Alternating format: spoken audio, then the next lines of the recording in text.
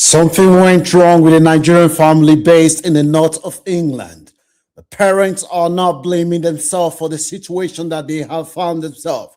The husband said it is the wife's beliefs that pushed the family into the situation where three of their children are no longer living with them. This is a family that moved to the United Kingdom about 3 years ago under the carers visa. The husband and wife, they are strict religious people. The man said that he has a belief and he has to follow his faith and the teaching of his pastors. Good afternoon. We're sharing a story that hopefully someone can learn from. This is a very, very heartbreaking and touching story. That the situation that this Nigerian family find themselves today could have been avoided if maybe they have watched a program like this.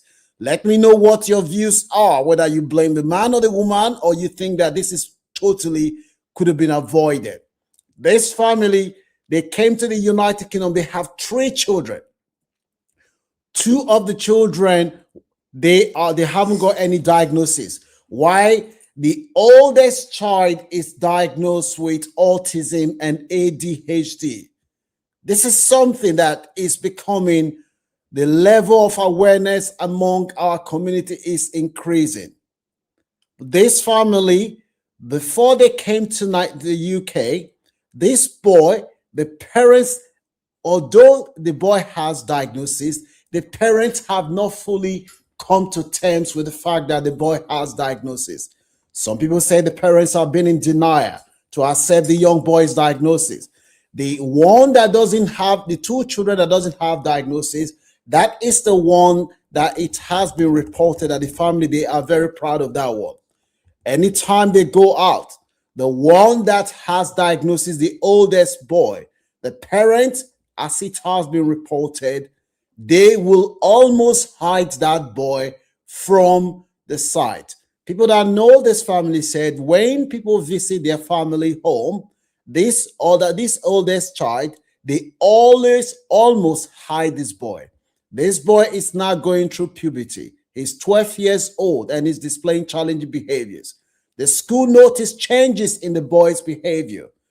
The boy started becoming aggressive. The school had a meeting with parents and they advised them that they need to make a referral to camps. Eventually, this boy was seen by the camps team. That's the child and adolescent mental health team. They prescribed medication for this boy. He was prescribed Respiridol and melatonin. The melatonin is to help the young boy sleep at night, and the Respiridol is to help him regulate his emotion. This parent started getting into trouble with the school. The school started noticing concern. Despite their best efforts to help this parent to give this boy support, the parents were not following the advice of the medical practitioners. They said it is against their beliefs for them to give a child medication when they do not believe that this diagnosis is real. The parents said their pastor told them that if they start giving this boy medication, the boy will never heal. The pastor told them that the child would heal with time, that his autism would end. The parents were following the advice of their pastor, who told them that with prayers, that the autism and ADHD diagnosis will end one day. That is what the parents have put in their head right from time. So this boy, whenever he goes to school, he started telling staff, medication I'm not taking. He has speech impairment, which affect the way he verbally express himself. But he was able to tell his TAs, teaching assistant, that he's not taking his medication. The school called the parent and said, this is what this child is saying. The parents initially denied, but later they admitted to the school that yes, he is not taking his medication. They asked them why. They said because they do not believe that he should take medication because it is against their religious beliefs. The school became concerned. This is the second time that they have raised the issues with the parents. They therefore made a referral to social services because they were concerned that the parents were neglecting the child's needs. When social workers became involved, they visited the parents' home. They wanted to initially support the parent because the social workers felt that this was due to lack of understanding. They will work with the parents to help them to understand that autism is not a life sentence. With time, the father started becoming disengaged from social services. He did not want to engage. He was telling them that the son is okay, nothing is wrong. He was advised by another person who told him that, look, this is getting serious. You're not giving this boy medication. When the boy goes to school, he starts fighting, starts destroying things, and they had to restrain him. And they know that the medication which the school have fought so hard for this boy to be taken would help this boy, because this boy is not sleeping at night. If he's not sleeping at night, that is having an impact on his behavior. When social services then say, look, we are really concerned that we have to take this further because this boy is getting out of hand.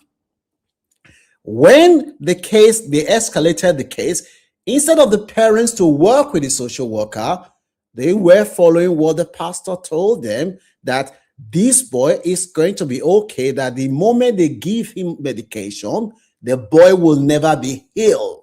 And that is the parents' fear, that if they start giving him medication, the pastor have told him that he will never be healed.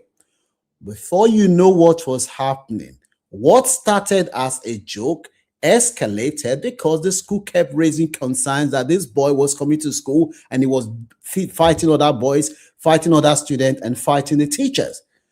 That is when the social services now said, look, we need to take this further to what we call safeguarding concerns. They escalated the case. They became a child protection concern. Instead of the parents to engage with the process, they were listening to the pastor who insisted that medication is suicide and this boy will never heal. As I speak to you today, these parents that have their children, the social services then said they had to remove the other two children because he was going out of hand, and this boy was coming to school with bruises because he was heading himself when he's deregulated, heading, not sleeping, heading the walls and hurting himself. The parents, instead of them to see the sign that things are getting out of hand, they took this young boy to a church. Out of school, the boy wasn't coming to school, and that then escalated the concern again. They then escalated the concern because they took that to the church.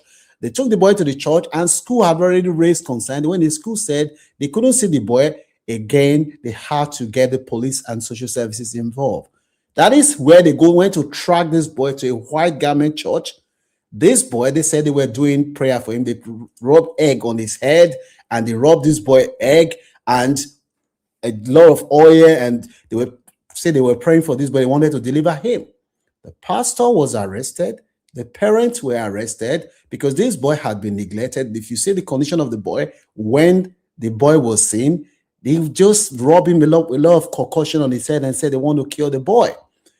The saddest part of this story is that this parent, that the two children that they so much love, that they are proud of, when the children's services went to court, they had to remove the two children that the parents are proud of. The one that they always show everyone, that lovely, beautiful angels. They had to lose custody of those two children. So the one that has autism diagnosis was removed, and the two children that doesn't have diagnosis were removed from the parent care. And when they were removed, instead of the parents to work with the social workers to think that, yes, this is something serious, the pastor was still telling them, and they kept believing the pastor that, look, they will return the children to the care. And now the local authority has now secured what we call care order, long-term care order, which means that these children would remain in foster care for a long time because the parents did not recognize that there is a problem. We need to work with children's services, and they are still believing that this child would be healed and if they follow medication that was prescribed by medical practitioner, that the boy will never heal. The father is fixated. And now the uncle who called me, he's the one that has lived in the UK for a long time.